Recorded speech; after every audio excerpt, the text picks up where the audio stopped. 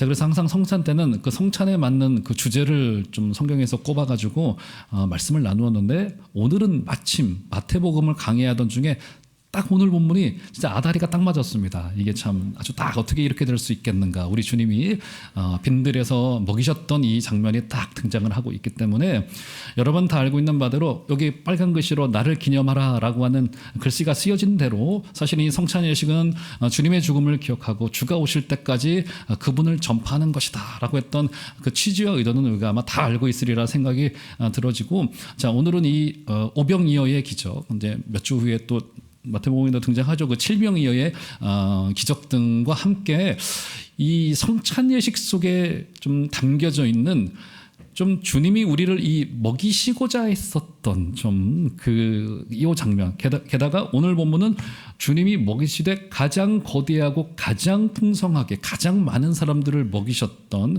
어떻게 보면 신약 성경 속에서 가장 어마어마한 기적의 현장인 거란 말이에요. 자, 이 부분을 좀 간단하게 좀 저와 함께 좀 묵상을 하시고 주의 뜻이 어디에 있는지를 좀 발견해보는 시간이 되었으면 좋겠습니다. 자, 오늘 본문 13절을 보시면 이런 시작으로 됩니다. 13절, 예수께서 들으시고, 자, 주님이 뭘 들으셨을까요? 뭘 들으셨어요? 주님께서 들으시고 빈들로 잠깐 가셨대요. 주님께서 뭘 들으셨죠? 우리 지지난주에 살폈었던 바로 어떤 비극적인 소식이었어요? 예, 동료와도 같았었던 그 세례 요한, 주님의 앞길을 준비하였고 그 시대를 울렸던 그 선지자로 불렸던 그 세례 요한의 그 비극적인 최후에 관한 그 소식을 들으셨습니다. 물론 그것은 주님이 가실 길을 준비했었던 굉장히 좀 어떻게 보면 엄숙하고 마치 주님의 전반기 사역이 세례 요한의 그 설교로부터 시작이 되어졌듯이, 이제 이 후반기 사역과 이 후반기의 세례 요한의 이 죽음도 결국 우리 주님께서도 어떤 길을 걸어가실 것인지를 보여주고 있었던 그림이었기 때문에 왜 엄숙하고 사실은 의미 있는 장면이긴 하겠으나, 인성을 가지고 계셨던 주님이 그 소식을 들으시고는 상당히 놀라셨던 것 같아요. 보세요. 13절 보시면 예수께서 들으시고, 바로 그 세례 요한의 죽음의 소식을 들으시고 배를 타고 떠나사 따로 빈들에 가시니, 주님께서 다소간 인간적으로 조금 놀라신 것 같아요. 그래서 전반기 사역을 마치고 후반기 사역을 이제 막 시작할 그 즈음에 주님께서 그 충격적인 그 비극의 소식을 들으시고는 잠시 사람이 없는 그 빈들로 가서 제자들 소수와 함께 잠시 휴지기의 시간을 갖고 싶으셨던 것 같아요. 아마도 그 소식이 주님에게도 인간적으로는 굉장히 충격적인 소식이었던 것 같습니다. 자, 바로 이 자리에서부터 사실은 오병이어의 기적이 시작되는 거예요. 그러니까 오병이어의 기적의 사건은 주님이 의도적으로 가시려고 하셨거나, 주님이 목회 계획을 세웠거나, 주님이 이렇게 해야 되겠다, 우리 이 5천 명을 좀 먹여야 되겠다라고 하는 계획을 가지고 시작하신 것이 아니라, 주님께서 잠시 계획 없이 잠깐 쉬러 가셨다가 무리가 몰려드는 통에 사실은 다시 벌어진 사건이라고도 볼 수 있을 것 같아요. 자, 어떻게 한번 벌어지나를 한번 봅시다. 다시 보시면 13절 보시면, 예수께서 들으시고 배를 타고 떠나서 따로 빈들에 가시니 무리가 듣고 여러 고을로부터 걸어서 따라간지라. 자, 14절은 나같이 한번 한 소리로 좀 읽습니다. 시작. 예수께서 나오사 큰 무리를 보시고 불쌍히 여기사 그 중에 있는 병자를 고쳐주시니라. 예, 바로 이 14절로부터 우리가 그렇게 주일학교 때로부터 아주 여러 차례 들었던 오병이어의 기적의 사건이 시작점이 바로 이 14절이라는 점이 굉장히 의미심장하고 시사점이 있습니다. 자, 어디로부터? 마치 작은 점 하나로부터 뭔가가 시작되어지듯이 14절을 보시면 예수께서 나오사 큰 무리를 보시고 불쌍히 여기심으로부터 이 오병이어의 기적의 사건이 시작된다는 거예요. 여러분의 표정이 뭐 이렇게 당연한 이야기를 하고 계시냐는 표정으로, 주님이 아주 불쌍히 여기시면서부터 이 기적이 시작됐다는 거예요. 신약 성경의 가장 거대한 기적, 2만 명이 한꺼번에 먹었던, 장정만 5천 명, 그죠? 어마어마한 이 기적의 사건이 불쌍히 여기셨다는 점으로부터 시작됐다는 점입니다. 그래서 불쌍히 여기셨다는 요 표현은 문자적으로는 창자가 끊어지는 고통이다라고 하는 뜻을 가지고 있습니다. 우리 한국 사람들은 흔히 이 마음이 우리의 육신 중에 어디에 있다고 생각을 합니까? 우리는 마음이 어디에 있다고 생각해요? 주로 심장이, 그렇죠? 심장이 우리의 마음이라고 생각하는데, 당시의 유대인들은 이 창자에, 내장에 마음이 있다고 생각을 했습니다. 그래서 불쌍히 여기다라고 하는 뜻은 마치 창자가 끊어지다라고 하는 뜻을 가지고 있는 거예요. 그러니까 쉽게 말해서 속이 새카맣게 타들어갔다라고 하는 뜻을 가지고 있습니다. 그러니까 주님이 굉장히 진중한 마음을 가지고, 그죠? 아주 애타는 마음을 가지고 그 모여들은 그 무리가 굉장히 배를 곪고 있었고 목자 없는 양과도 같이 줄이면서, 그죠? 방황하고 헤매 있는 모습을 바라보면서 아, 이래서는 안 되겠구나라고 하는 간절한 마음을 가지고 있었단 말이에요. 게다가 신약학자들이 이 불쌍히 여기사라고 하는 이 단어를 털어서 이 신약성경에 기록된 헬라어들을 전부 다 털어서 우리 정리를 해보니까 이 표현이 긍정의 표현으로 쓰일 때는 그 어디에도 다른 사람이 주어로 등장하지 않더라는 거예요. 오직 누구만? 오직 주님만. 오직 주님만 불쌍히 여기셨다는 표현이 등장한다는 거예요. 굉장히 의미심장하죠. 그러니까 이게 긍정의 의미로 쓰였을 때, 긍정적인 의미로 쓰였을 때는 오직 예수님에게만 이것이 주어로 허락됐다는 거예요. 그러니까 굉장히 신적인 의미를 가지고 있다는 것이고, 그러니까 여기서 14절이 밝히고 있는 바는 여기서 주님이 불쌍히 여기셨다는 것은 단순한 인간적인 동정심이 아니라는 겁니다. 아우, 저 없이 사는 사람도 불쌍해. 아우, 우리가 도와줘야 돼. 우리가 나서야 돼. 도와줘야 돼. 아우, 불쌍해. 이거 아니라는 거야. 단순한 동정심이 아니었다는 거야. 그러니까 이것은 굉장한 신적인 행동이고 굉장히 하나님적인 행동이면서 오직 하나님만이 하실 수 있는 행동이라는 점이 여기 굉장히 주목할 만한 점이라는 거예요. 자, 그러면 주님의 불쌍히 여기심이 어떤 의미인지를 알기 위하여서는요, 우리 구약을 한 군데 봐야 되겠습니다. 에스겔서 34장을 좀 올려줘 보시면, 네, 에스겔서 34장 한번 다 같이 한번 한 소리로 좀 읽도록 하겠습니다. 시작. 내가 한 목자를 그들 위에 세워 먹이게 하리니 그는 내 종 다윗이라. 그가 그들을 먹이고 그들의 목자가 될지라. 에스겔이 지금 오실 메시아 그리스도를 예표하는 지금 예언의 말씀을 주고 있는데 그분을 목자로, 한 목자가 세워질 것이다라고 하는데 그가 누구라고 이야기합니까? 심지어 이름까지 밝히고 있죠. 누구래요? 다윗이래요.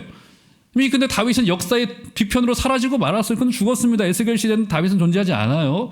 근데 다윗이래요. 그죠? 이것은 목동으로 대표되어지는 다윗의 그 이미지를 따서 오실 메시아 예수 그리스도는 바로 우리들에게 목자의 역할을 하는 분으로 오시게 될 것이다. 여러 메시아의 역할이 있는데 그 중에 하나가 그분 어떤 분으로 오시겠다고요? 목자 되신 분으로 우리 오시겠다고 하는데, 목자 되신 그분이 오셔서 하는 것이 무엇입니까, 여러분? 어떻게 하시겠대요? 우리를 세워서 먹이시겠대. 왜 세워요? 널브러져 있었으니까. 왜 널브러져 있었어요? 배고파서요. 배고프면 널브러져 있습니다. 널브러져 있는 사람을 세워서 그를 먹이는 역할로 우리를 부르시는 거예요. 마가복음의 기록을 보면요, 이 오병이어의 기적에서 어떤 기록을 남겨놓고 있냐면 그들이 목자 없는 양과도 같이 줄이고 헤매고 있다는 표현이 등장하고 있습니다. 그죠? 그러니까 오병이어의 기적을 맛보았던 그 무리가 보였던 그 결정적인 모습이 무엇이냐면 그들이 줄이고 헤매였는데, 왜 줄이고 헤매였습니까? 왜요? 돈이 없어서요? 권세가 없어서요? 아니요. 목자가 안 계셔서 그들에게. 목자가 계시지 않으면 배를 굽는 거야. 지금 그 얘기를 하고 있는 거예요. 그래서 예수께서 오셔서 하시는 그 가장 결정적인 역할 중에 하나가 뭡니까? 먹이시는 거예요, 우리를.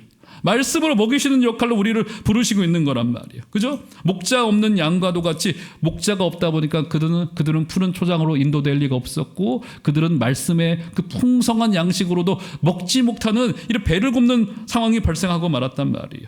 자, 그래서 주님께서 채워주시려고 하시죠. 그래서 오병이의 기적이 일어나는데 14절을 다시 보시면, 다시 보세요. 예수께서 나오사 큰 무리를 보시고 불쌍히 여기사, 목자로서 불쌍히 여기사 그 중에 있는 병자를 고쳐주시니라. 자, 보세요. 지금 오병이의 기적을 베풀기 전에 주님께서는 바라보시고는 불쌍히 여기셔. 왜요? 목자가 없으니까 배를 굶고 있었단 말이에요. 지금 배가 고파져 있단 말이에요. 배가 고파져 있는 사람에게 가장 먼저 해야 될 게 뭡니까? 뭘 해야 돼요? 배 굶고 있으면 뭐 해야 되겠어요? 밥 줘야죠. 밥 줘야죠. 먹을 걸 줘야죠. 근데 14절 보세요. 주님께서 어떻게 하세요? 밥 주기 전에 먼저 뭘 하세요? 그들을 고쳐주십니다. 여러분, 이 점은요, 이제 교회가 놓치지 말아야 될 굉장히 중대한 과제예요. 지금 주님은 백성들을 불쌍히 여기셨는데 그 처방책으로 뭘 주시는 거예요?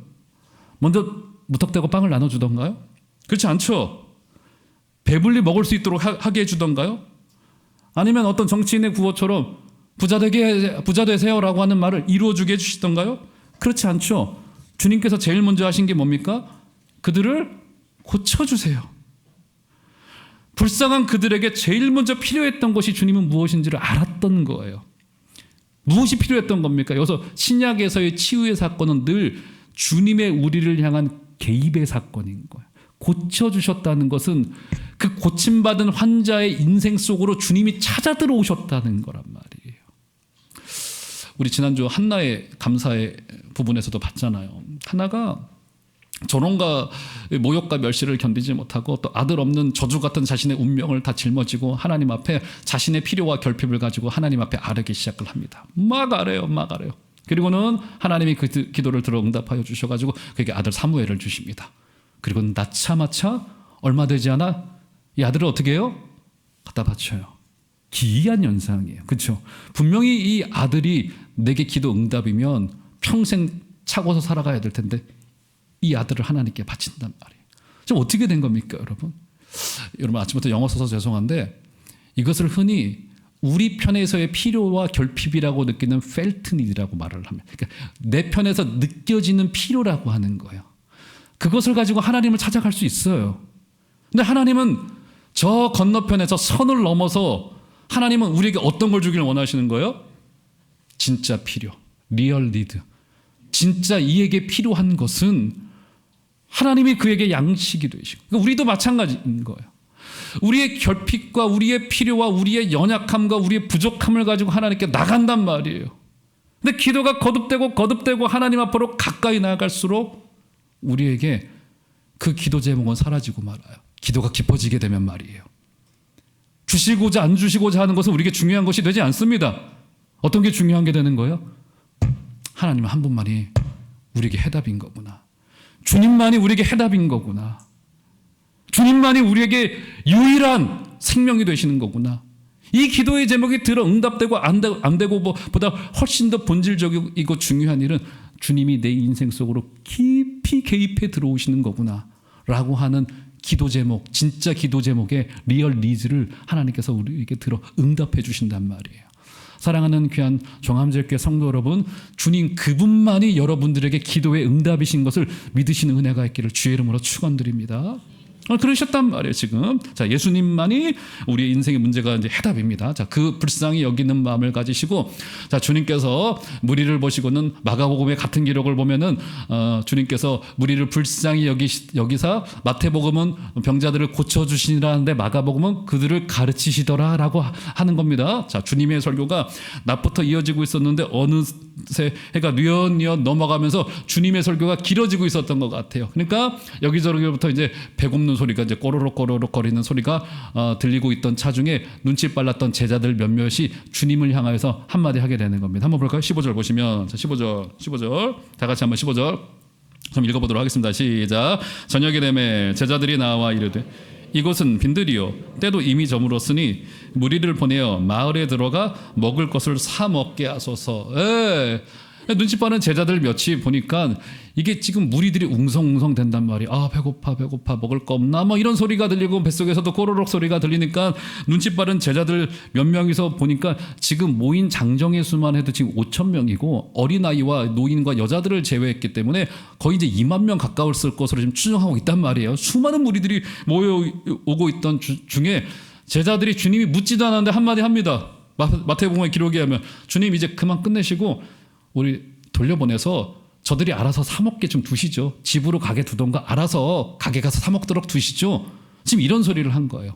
자, 요한복음의 기록에 보면은 여기에 굉장히 계산이 빨랐던 제자였던 빌립이라고 하는 제자가 그 음식 먹을 사람들의 그 수를 쭉 보고는 뭐 저 같은 사람입니다. 사실 빌립이 저 같은 사람이 이제 수가 좀 빠르기 때문에 짝짝 계산을 해보니까 주님 이거 지금 장정 5,000명이기 때문에 2만 명 전체 숫자로 보니까 주님 이거 200데나리온 들겠는데요? 한 거예요. 200데나리온이 얼마입니까? 1데나리온이 노동자 하루 품삯이에요. 지금의 값으로 따지면. 그럼 얼마겠습니까? 200데나리온이면 10만 원 치면은 2천만 원이에요. 2천만 원. 2천만 원 들겠습니다. 지금 2억인가요? 들겠습니다. 굉장히 많은 지금 금액이 지금 들어진단 말이에요. 그렇죠? 지금 빌립을 위시한 제자들의 이 사실은 제안은 그들이 할 수 있는 가장 상식적인 제안이었었어요.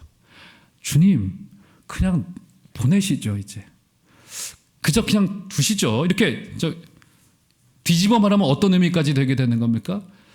저들의 배고픔에 대한 책임이 우리에게 있지 않아요. 저들이 알아서 해결하게 해야죠, 주님. 그죠? 굉장히 일종의 무책임한 태도라고 볼 수 있을 것 같아요. 그때 주님이 굉장히 중요한 말씀하십니다. 16절 한번 볼까요? 16절. 자, 주님의 말씀 한번 다 같이 한번 16절 읽도록 하겠습니다. 시작. 예수께서 이르시되 갈 것 없다. 너희가 먹을 것을 주라. 아니, 주님이 회계장부 안 보신 거예요? 이거 어떻게 감당합니까? 2천만 원을. 2억을 어떻게 감당해요? 저 2만 명을 어떻게 먹이자고 도대체 주님께서는 이렇게 현실 감각이 떨어지는 소리를 한 거예요. 지금 제자 공동체에 돈 없단 말이에요. 지금 제자들 먹을 것도 없어요. 주님도 이것저것 지금 돌아다니시면서 지금, 그죠? 지금, 근데 주님이 하시는 말씀이 뭡니까? 야, 보낼 것 없다. 너희가 먹을 것을 주라. 게다가 마태, 마가복음 동일하게 너희가라고 하는 저 말이 굵은 글씨체로 되어져 있습니다. 여러분, 헬라 말에서는요, 굳이 인칭 대명사를 쓰지 않아도 동사에 포함되어져 있기 때문에 생략해도 됩니다. 강조할 때 인칭 대명사를 쓴단 말이에요. 그죠? 독일어와 똑같아요. 그죠? 그런데 저기가 인칭 대명사로 되어져 있고 굵은 글씨체로 되어져 있다는 것은 강조된 거예요. 아마도 주님께서 저 말을 하셨을 때는 이렇게 말씀하셨던 것 같아요. 갈 것 없다. 야, 니들이 줘. 야, 니들이, 주님께서 거기서 강조하여 말씀. 야, 너희들이 줘. 지금 너희가 지금 여기에서 강조되어지고 있다. 지금 무슨 말씀이 되어지고 있는 거예요? 해는 떨어지고 있어요. 날씨가 추워지고 있어요. 빈들의 배고픈 소리가 막 들려오고 있고요. 막 아우성대는 소리가 들려오고 있다는 거예요. 배고프다는 거예요. 누가 책임지라는 거예요? 교회가 책임지라는 거예요. 그 말을 조금 뒤집어 말하면 이 시대의 마지막 소망은 오직 교회예요. 오직 교회예요. 교회밖에는 소망이 없어요. 지난 1년간 우왕좌왕되는 이 소위 엘리트들의 그 정치권에 또 경제계의 소망 없구나. 저 강대국들 G2의 그 행태들을 보면서 과연 우리가 거기에 소망을 낼 수 있을까요? 이데올로기라고 하는 우상에 우리가 기댈 수 있을까요? 그렇지 않아요. 혹시 교회밖에 소망이 없는 교회밖에. 사랑하는 종암제일교회 귀한 성도 여러분, 이 사실을 심각하게 인정하고 믿으셔야만 됩니다. 이 땅에 아우성되는 이 고통에 있는 그 신음의 소리, 그죠? 우리가 조그만 귀를 들어서 돌려보면은 이 땅의 신음의 소리들과 고통의 소리들이 너무너무 많단 말이에요. 마치 지옥으로 달려가는 소리들이 마치 들려오고 있는 것만 같아요. 그 소리의 책임이 누구에게 있다는 겁니까? 오직 교회들에게. 교회의 내적인 문제도 마찬가지예요. 우리는 제3자의 입장에서, 타자의 입장에서 평가하고 분석하기를 좋아합니다. 저도 그런 성향이 짙습니다만, 아니요, 우리 심판일 수 없어요.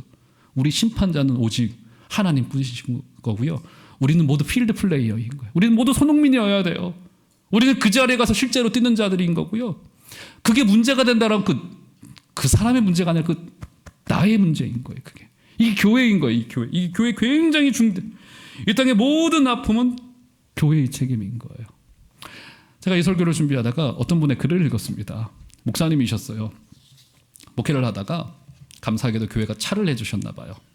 우리 남자들 중에 차 좋아하시는 분들 계시잖아요. 그렇지 않습니까? 저는 막 이렇게 차에 막 이렇게 꽂혀 있는 스타일이 아닌데, 또 이게 남자들은 어렸을 때부터 막 차나 이런 거 막 되게 좋아해서 새 차가 뽑아지게 되면 어떻게 합니까? 막 왁스 바르고 자동 세차는 절대 가지도 않고 저는 우리 교회 저거 렌트카 막 하자마자 자동 세차 갔더니 다 긁혀가지고 이거 가면 안 되는 거구나 싶더라고요. 어쨌든 막 갔단 말이에요.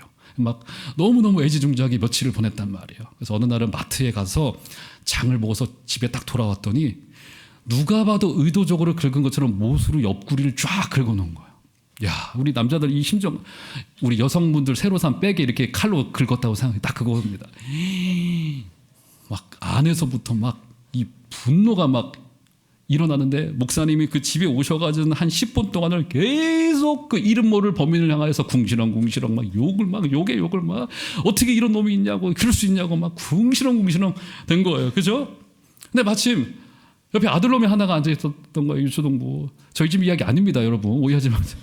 쿵시렁쿵시렁 대고 있던 중에 아들이 그 소리를 10분 동안 15분 동안 듣고 있었던 거예요. 그래 아들이 한참 동안은 아빠가 욕하는 소리를 듣고 있다가 아들이 아빠를 향하여, 그 목사님이신 아빠를 향하여 한마디 하더라는 거예요. 아빠, 그 차 천국 가져갈 거예요? 뒤통수 맞은 거예요. 쿵시렁쿵시렁 대다가 아들이 아빠를 향해서 아빠, 그 차 천국 가져갈 거예요? 이 목사님이 꽤나 충격이 컸나 봅니다. 이런 글을 남긴 거 보니까. 하시는 말씀이 뭐냐면, 내가 목사 이전에 성도로서 이 차를 긁은 자가 못을 가지고 와서 새 차를 이렇게 긁기까지 그 마음속에 누적되어져 있었던 그 친구, 그 범인의 가슴 속에 있었던 그 마음의 황폐함, 세상을 향한 분노와 좌절, 이런 게 비로소 아들의 그 이야기를 듣고 이제 보이더라는 겁니다. 내가 목사로서, 아니 목사 이전에 한 성도로서 내가 이걸 왜 못 봤을까? 내가 왜 이름 모를 그 친구를 놓고 기도하지 못했을까? 그 마음속에 못을 들어서 또 다른 누군가의 차를 긁을 정도로까지 있는 그 마음속에 있는 분노와 좌절과 원망과 세상을 향한 조롱과 멸시와 이 마음이 복합되어진 거 아니겠습니까? 그죠? 이게 굉장히 이상적인 이야기처럼 들릴지 모르겠습니다만 맞는 이야기입니다. 사랑하는 종암제일교회 귀한 성도 여러분, 이 땅에 고통으로 아우성치는 그 소리, 사람들의 눈물, 부조리, 아픔, 교회의 연약함, 그 책임에서 우리 누구도 자유로울 수 없고, 주님께서 니들이 갈 것 없다, 너희가 그 일 해라 라고 우리에게 그 중대한 책임을 대리하여 위임하여 주고 계십니다. 사랑하는 종암제일교회 귀한 성도 여러분, 우리 교회 부족하고 연약한 것들도 많지만 마치 우리 주님께서 우리를 향하여 말씀하시는 것 같아요. 종암제일교회 성도들아, 그 너희들 나와 함께 이 일 해야 되겠다라고 말씀하실 때, 주님 그렇습니다, 당신의 일입니다 라고 하는 귀한 고백이 저 여러분들 가운데 있게 되기를 주의 이름으로 축원드립니다. 자, 그러면 이제 결론으로 가면서, 자, 그럼 이 오병이어의 기적으로 배불리 먹은 현장으로 한번 가보도록 하겠습니다. 자, 이 오병이어의 기적에 관한 이야기들을 여러분들 주일학교 때부터 아주 무수히도 많이 들었을 거예요. 뭐 내용의 스토리를 말하지 않아도 됩니다. 마태복음에는 등장하고 있지는 않지만 다른 성경을 보면은 어린아이가 도시락 하나를 가져와서 오병이어를 가지고 와서 그것을 나누어 줬더니 기적처럼 계속 불게 돼가지고 2만 명의 사람들이 먹게 되더라라고 하는, 정말 신약 성경 속에 이만한 기적이 더 있을까 싶은 어마어마한 기적의 현장이 벌어졌단 말이에요. 그래서 여러분들도 도시락 하나 바치면 어마어마한 100배, 1000배의 결실이 있을 겁니다 라고 하는 이야기도 들어보셨을 것 같아요. 자, 그런데 이 오병이어의 기적 속에 담겨져 있는 진의가 뭘까? 진의가 뭘까? 물론 여기는 기적이 일어났다라고 하는 굉장히 중요한 주님의 능력이 드러났다라고 하는 것도 있지만, 그 메시지도 있지만, 자, 그 진의를 알기 위해서는 다시 본문으로 되돌아가야 됩니다. 한번 볼까요? 자, 19절을 보시면, 자, 19절 한번 다 같이 우리 한 소리로 천천히, 굉장히 중요합니다. 좀 읽어보도록 하겠습니다. 시작. 무리를 명하여 잔디 위에 앉히시고 떡 5개와 물고기 2마리를 가지사 하늘을 우러러 축사하시고 떡을 떼어 제자들에게 주심에 제자들이 무리에게 주니. 예, 이 19절 딱 읽고 나니까 어떤 느낌이 드십니까? 마침 우리가 오늘 성찬 예배를 모이고 있죠? 그렇죠? 자, 성경 한군데 다시 한번 볼게요. 고린도전서 11장 23절 24절을 보시면 볼까요? 고린도전서 11장 23, 24절. 내가 너희에게 전하는 것은 주께 받은 것이니 곧 주 예수께서 잡히시던 밤에 떡을 가지사. 자, 24절은 나같이 한번 읽습니다. 시작. 축사하시고 떼어 이르시되 이것은 너희를 위하는 내 몸이니 이것을 행하여 나를 기념하라 하시고. 24절에 보니까 아주 똑같은 표현이 우리말로도 지금 기록되어져 있네요. 주님께서 떡을 가지사 어떻게 하시고? 축사하시고 어떻게 하셨대요? 떼었대요. 이것은 찢다라고 하는 뜻을 가지고 있습니다. 저 고린도전서는 정확히 성찬에 그 주님이 잡히시던 밤, 성찬식을 거행하는 첫 성찬식을 묘사하고 있는데, 오늘 오병이어의 기적에서 아주 똑같은 표현이 등장하고 있어요. 2만 명의 무리들을 다 앉혀 놓으시고는 주님께서 떡을 가지사 하늘을 우러러 축사하시고 떡을 어떻게 했다고? 떡을 떼었다. 떡을 떼었다는 것은 사도행전에서는요, 정확히 성만찬, 그러니까 성만찬은 초대교회 시대 때는 매 예배 때마다 거행됐다고 보면 됩니다. 그러니까 떡을 뗐다는 것은 예배 중에 떡을 뗐다라고 한 그 의미가 되는 거예요. 그러니까 어떻게 되는 겁니까 지금? 이 오병이어의 기적의 현장의 정확한 의미와 그림이 그거인 거예요. 떡이라고 하는 이 먹고 배부르게 되어졌다라고 하는 그 결론의 의미인데, 이것은 단순히 기적을 말하고자 하는 것이 아니라 이것은 일종의 빈들에서의 그 아무것도 없었던 비어있던 그 공간 안에서의 주님께서 떡을 만드셔서 많은 무리들, 배고픈 무리들을 먹이셨다라고 하는 거대한 성만찬이 이루어지는 현장이었다라고 하는 거예요. 성찬의 중대한 의미가 뭡니까? 주님이 죽으심을 기념하는 것과 더불어서 주님이 우리를 먹이시는 현장인 거예요. 주님이 어떻게 먹이세요? 그러면 이 부분에 대하여서 예수님 당시의 제자들도 궁금했어요. 자, 요한복음 6장 32절에 보면은 그래서 이런 이야기를 주님께서 가르치세요. 보시면 예수께서 이르시되 내가 진실로 진실로 너희에게 이르노니 모세가 너희에게 하늘로부터 떡을 준 것이 아니라 내 아버지께서 너희에게 하늘로부터 참떡을 주시나니. 주님께서 떡을 가르치실 때 야, 모세가 그 만나라고 하는 떡을 준 게 아니라 그 하나님이 너희에게 참떡을, 진짜 떡을 주신 거야 하니까 제자들이 못 알아먹어요. 이 무슨 떡이야? 우리도 주님한테 좀 떡을 달라고 할까? 밥을 달라고 할까? 막 그들끼리 우왕좌왕하고 있던 와중에 주님이 답을 주십니다. 요한복음 6장 35절 보시면, 자, 다 같이 한번 한 소리로 좀 읽습니다. 시작. 예수께서 이르시되 나는 생명의 떡이니 내게 오는 자는 결코 줄이지 아니할 터이요 나를 믿는 자는 영원히 목마르지 아니하리라. 할렐루야. 이 성찬의 예식 속에 담겨져 있는 중대한 의미가 뭡니까? 주님이 생명의 떡이 되셔서 친히 자신의 몸을 어떻게 하셨다고요? 찢어. 그분은 실제로 창에 찔리셨죠. 그리고 피를 흘리셔서 그분이 직접 생명의 떡이 되셔서 우리로 배부르게 하셨습니다. 주님만이 우리에게 유일한 양식이 되세요. 사랑하는 귀한 성도 여러분, 이번 한 주간에도 오직 주님으로만 배부르시게 되시는 여러분들 되시기를 주의 이름으로 축원드립니다. 주님만이 이 세상의 유일한 해답이에요. 예수 때문에 배불러 본 경험이 없다면 우리는 아직 그리스도인이 안 되었을지도 모르겠습니다. 주님만이 우리의 유일한 빵이 되시고 떡이 되시고 이 세상의 진정한 배고픔과 갈증을 해결하는 유일한 분이 되십니다. 이 성찬 예식에 참여하시면서 귀한 성도 여러분, 그 주님의 은혜를 누리시기를 부탁을 드리고, 우리의 인생 속에서도 주님 찾아와 주시옵소서, 먹여주시옵소서, 주님으로만 배부르기를 간절히 바랍니다 라고 하는 간절한 마음의 소원을 가지시고 이번 한 주간도 승리하게 되시는 복된 여러분들 다 되어주시기를 주의 이름으로 축원드립니다.